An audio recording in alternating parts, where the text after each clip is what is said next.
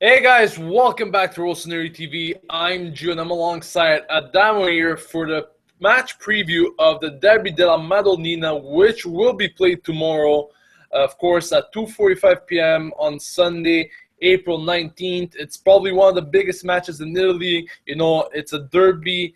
Derbies are really meant to win, not only being played for the fans, but, you know, it hasn't been a very good season for both of these teams. You know, very poor in the standings, not the standards you would expect when talking about Inter or AC Milan. AC Milan is currently ninth on 42 points. Inter on 10th place with 41 points. And really, their season has been, once again, very lackluster. We had in last season.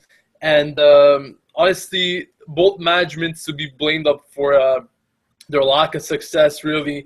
Adamo, just fill us in a bit more on the current situation that you see when speaking about Inter and Milan. Well. It is it's pretty interesting the fact that the two teams that were once so high up in the Serie A and usually seen as the two European giants in Italy now falling down so much. But Inter seem more a bit ahead of Milan as they actually have at least a plan set, and they have a youth project going on as well, at least somewhat of a youth project. Milan should have done that years ago when they said they were going to, and we would have been probably in the Champions League right now. But we all know Milan didn't do that because I don't even know what went on in that situation. But either way, very tough for the two Milanese sides, and hopefully they get back to glory.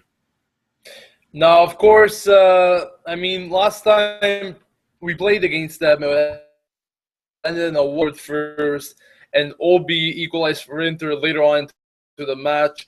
And of course, it wasn't a very spectacular match, but we sure hope so that it will be at least entertaining. Much difference we've seen in both of these teams' seasons so far. And just to mention here in a comment I read today, Berlusconi saying that this match means if we do win it, we'll be out of the crisis. I mean, it just doesn't work like that. It doesn't mean you're out of the crisis. It's just a one-game thing. I understand that the derby is very important, that you need to win, that you need to have give that faith and, of course, pride to your fans. But what Berlusconi just mentioned is complete nonsense. How do you justify one game getting back on track or getting out of the crisis? It just makes no sense to me whatsoever. I think Milan need a lot more than that. And, of course, last week they did tie against Sampdoria. It's not being said that this is over, definitely, but Milan definitely need to shape up. And with 8 games remaining, including tomorrow's, they definitely need to get results all the way through. Now, without further ado, guys, let's take a look at the starting lineups. Because, of course, Milan, let's start with them. They'll be going with a very similar we saw against Sampdoria. The only real exclusion there is Destro, because, as we know, he got injured last game. However, he has been called up by Inzaghi to feature for this match, but he will be starting on the bench. So let's take a look at the lineup. Diego Lopez to start in net, no doubt about that. Back four made up of Antonelli, Paletta, Mexes, and Abate. The midfield, De Jong in the middle, of course, very important to have him playing, especially in a derby. That midfield presence is a must for him. And who knows, he might get another goal, just like we saw last year in the derby. And, of course, last week against Sampdoria. Van Ginkel, he hasn't been playing bad at all. He actually shown some very good things, like that assist for Church's goal against Palermo. Poli on the right, full of work ethic. Maybe he could improve slightly bit. And up front, Bonaventura, Menez, and Onda. I surely hope that Menez doesn't continue like he did last game, because I saw a lot of ball hogging there. And instead of passing to some easier options, he could have, which he could have really done, and he hasn't, and he decided to go with himself. Now, Damo, this is the probable starting 11 for Milan tomorrow. What do you make out of it? Well, it's a very interesting starting 11, as it always is with Milan. Obviously, Inter's weakest points most likely on the flanks with their fullbacks. But overall, with Honda starting at that right wing possibly, I'm not too happy about that. Mainly for the fact that I saw a quote that Inzaghi said that Honda still feels pain when he shoots, but he may still be likely to play, which is very, very odd because he still has obviously some sort of an injury, yet he's playing over Suso, a player who showed that you give me the chance and I'll score goals. So I definitely think Suso should be starting over Honda, mainly for the fact that Honda is still injured. He said when he's taking shots, he feels pain in his legs. So obviously that's not a good sign. And I think Suso will perform better anyways because I see Honda as more of a central player, as many people do. As we've been wanting this season to see him play as a trequartista whenever we play with one, and he never really has gotten the chance. So I don't think Honda should be starting on that right wing. But overall, it is definitely a squad that should be able to get a result against Inter. Oh, very well said there. A very good point on Onda because, especially in a derby, why would you play someone that isn't fully match fit? He hasn't been starting in recent games, and you just don't want him to just get on the field cold, really. You want a player that has been warming up, and Suso, as Adamo mentioned, that guy could really shape things up for Milan. We have seen him in the so limited time that he has played, how good and what good he could bring to Milan.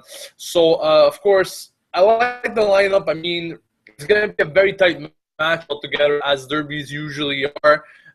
Should we get a result? Should we get to that mentioned at the beginning? I see Inter slightly better. Well, like Inter,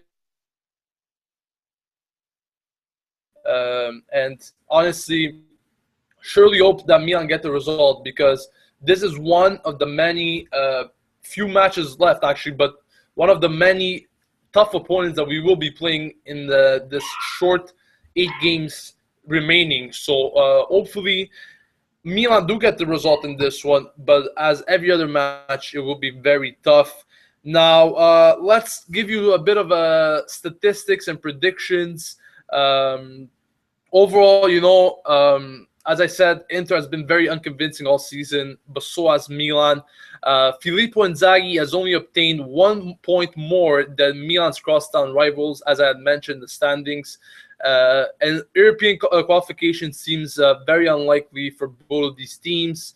And once again, it has been a very bad season for both these teams, and lots of sites predicting nothing to separate them, and they're actually predicting a tie. What do you make out of this, Adamo? A tie? Is it the same prediction you were going with, or are you seeing something rather different? Well, overall, I can see a tie going on. I agree with all the sites that have been reporting that as a possible result. There could be something coming out of nowhere. Menez could score one of those goals where he just goes on a fantastic run and dinks it in. But it could be the other way around with Inter, maybe somebody like Shaqiri or Palacio, which we all know that they do have the attacking talent in them, and also some very, very talented defenders, but they just need to get the organization down. And same goes for Milan. So overall, I think it might be quite a tight match. I don't know if it will be too entertaining.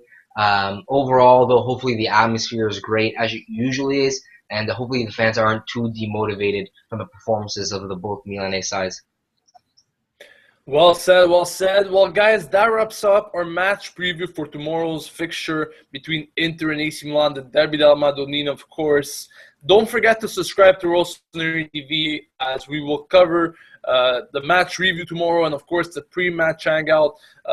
We always try our best to keep you guys updated with everything AC Milan. So please subscribe to Rossoneri TV. Show some support. Follow us on Twitter at Rossoneri TV because we are trying to reach 3,000 followers by the end of the season. Follow the man, the myth, the legend at Adamo Ritaco as well.